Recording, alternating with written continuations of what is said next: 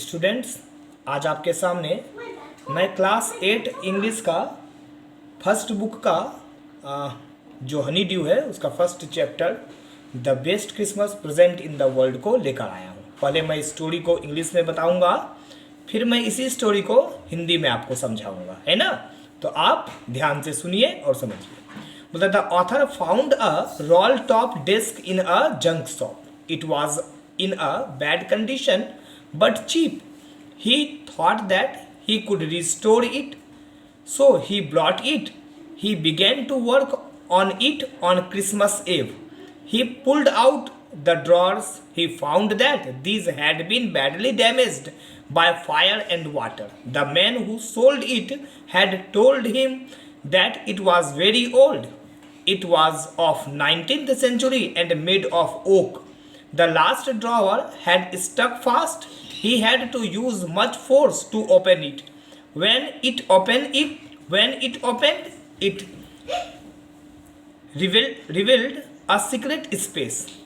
In it, he found a small tin box. On the top of the box, these words were written: Jim's last letter received January 25, 1915.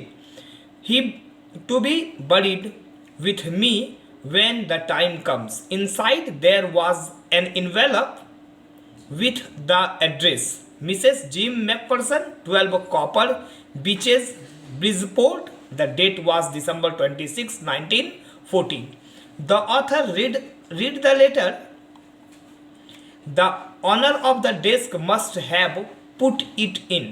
The letter had been written by a captain of the English army. His name was Jim McPherson. He had written it to his wife Connie. A wonderful incident had happened on the battlefield on the Christmas day. Jim McPherson had narrated it in his letter. The English and the Germans were at war. The two armies stood in their respective trenches on the two sides of the no man's land. Suddenly, McPherson saw someone waving a white flag from the army's side. Then he saw many German soldiers calling out them. They were wishing a happy Christmas to the English soldiers. Some English soldiers shouted back, "Same to you." The English thought that was all. To their surprise, they saw many Germans moving towards them. The captain was alarmed. It could be a trick, but it was not. They were bringing with them German wine and canned meat. Now, there were no rifles between the soldiers. They were hugging one another. The German officers moved towards McPherson. They shook hands very warmly. Then the German officer said that he was from Dusseldorf and that he played cello in the orchestra. He gave his name as Hans Ulf. In return, McPherson also introduced himself. He said that he was a school teacher from Dorset. बोलता है Hans Ulf smiled. He said he knew Dorset. In fact, he had never been to England, but he knew English. His favorite writer was Thomas Hardy. His favorite book was Far from the Madding Crowd. It was from there he had learned all about Dorset. McPherson shared with Hans Ulf the Christian cake his wife and sent for him. Hans Ulf said that the marzipan was the best he had ever tasted. बोलता it was a wonderful Christmas party. Then a soldier brought out a football. The soldiers played while McPherson and Hans Ulf clapped and cheered.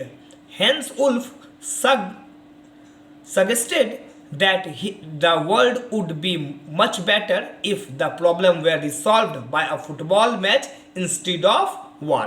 After the football match, all the drink and eatable were consumed. Now it was time to part.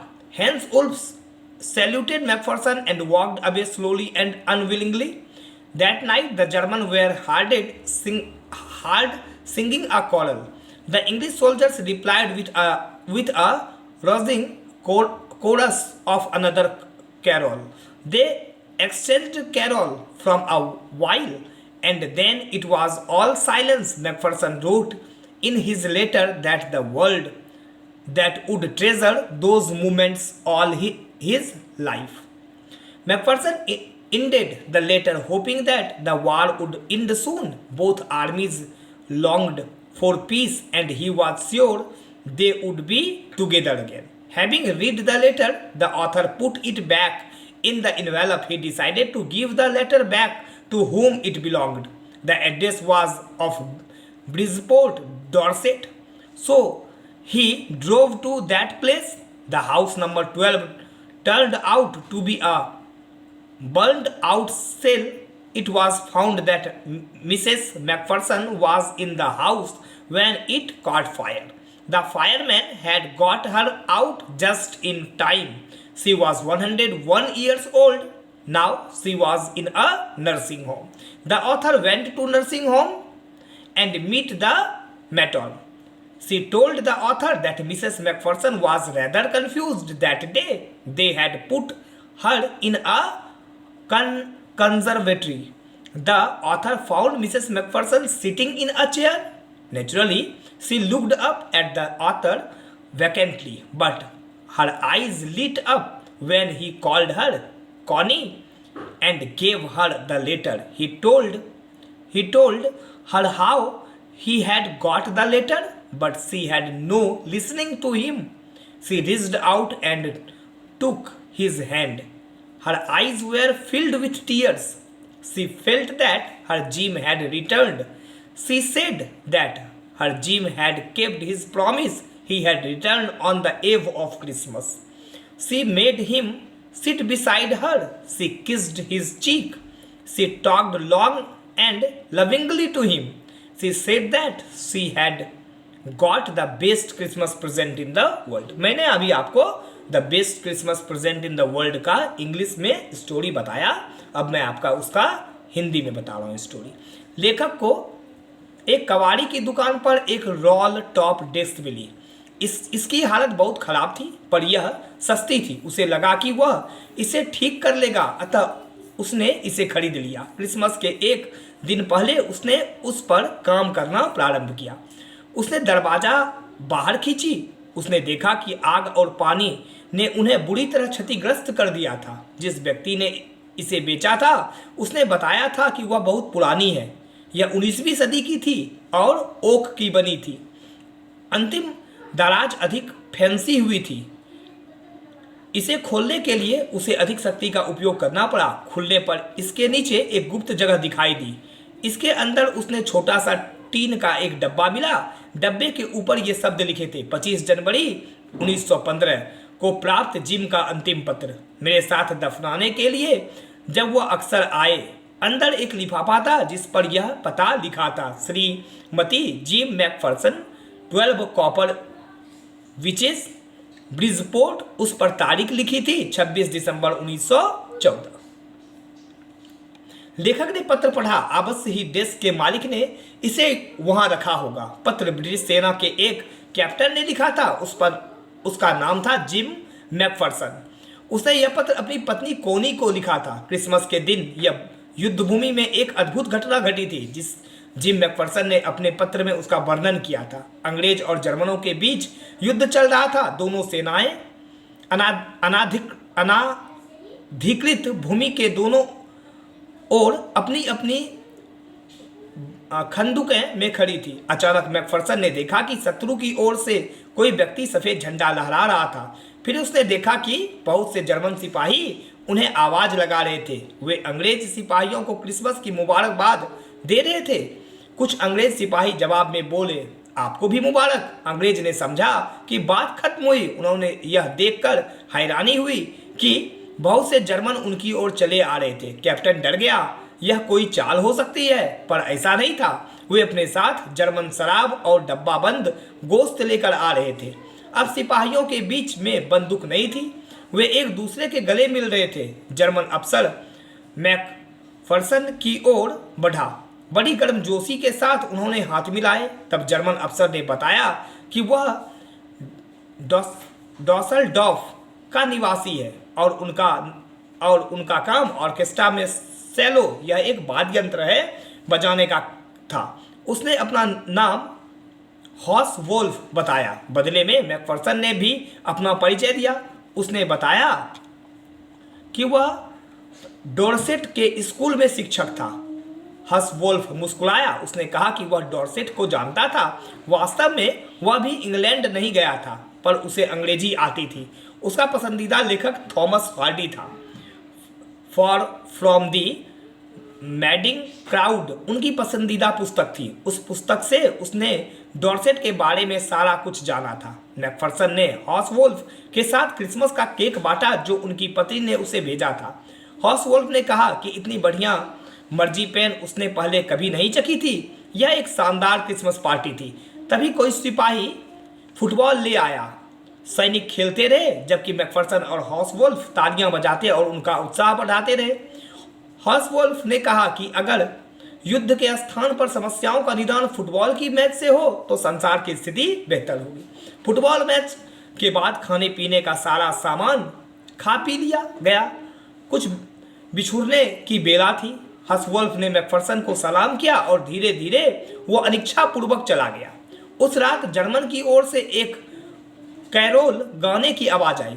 इसका जवाब अंग्रेजी सिपाही ने समूह गान के रूप में एक अन्य फड़कती हुई कैरोल गाकर किया। कुछ देर तक कैरोल का यह क्रम चलता रहा, फिर सब शांत हो गया। मैकफर्सन ने अपने पत्र में लिखा था कि वह उन क्षणों को जीवन पर्यंत याद रखेगा। मैकफर्सन ने अपने पत्र का अंत इस आशा के साथ किया कि युद्ध शीघ्र ही समाप्त हो जाएगा। दोनों ही सेनाएं शांति चाहती थी और उन्हें विश्वास था कि वो शीघ्र ही फिर से मिलेंगे। पत्र को पढ़कर लेखक ने उसे वापस लिफाफे में डाल दिया। उसने निश्चय किया कि वह पत्र लेकर उसके पास जाएगा जिसे यह लिखा गया। पते पर ब्रिजपोर्ट डॉर्सेट लिखा था, अतः वह गाड़ी में बैठकर वहां पहुंचा। 12 नंबर मकान एक जली हुई कोठरी थी। पता लगा कि श्रीमती मैकफर्सन आग लगने के समय उसके अंदर ही थी। फायरमैन ने उसे बिल्कुल अंतिम क्षण में बाहर निकाला था। वह 101 वर्ष की थी। अब वह एक नर्सिंग होम में थी। हेलो। लेखक नर्सिंग होम गया। वहां उसे मैट्रन मिली। उसने लेखक को बताया कि उस दिन श्रीमती मैकफर्सन कुछ भ्रामक अवस्था में थी। उन्होंने उसे एक कंजरवेटरी में रखा था। लेखक ने श्रीमती मैकफर्सन को एक कुर्सी पर बैठे पाया। स्वाभाविक था कि वह लेखक को रीति निगाहों से देखती रही, पर तब तक उसकी आंखों में चमक आ गई थी। जब लेखक ने उसे कोनी कहकर पुकारा और उसे वह पत्र दिया, उसने उसे बताया कि उसे यह पत्र कैसे मिला, पर वह उसे सुन नहीं रही थी। उसने हाथ बढ़ाकर उसके हाथ को पकड़ लिया।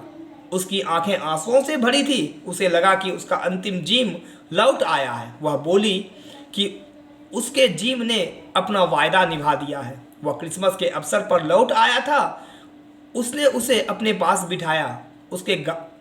उसने उसका गाल चूम लिया। वह बड़ी देर तक और बड़े प्रेम से उससे बातें करती रही। उसने कहा कि उसे संसार का सर्वोत्तम क्रिसमस की भेंट मिल गई थी। Thank you.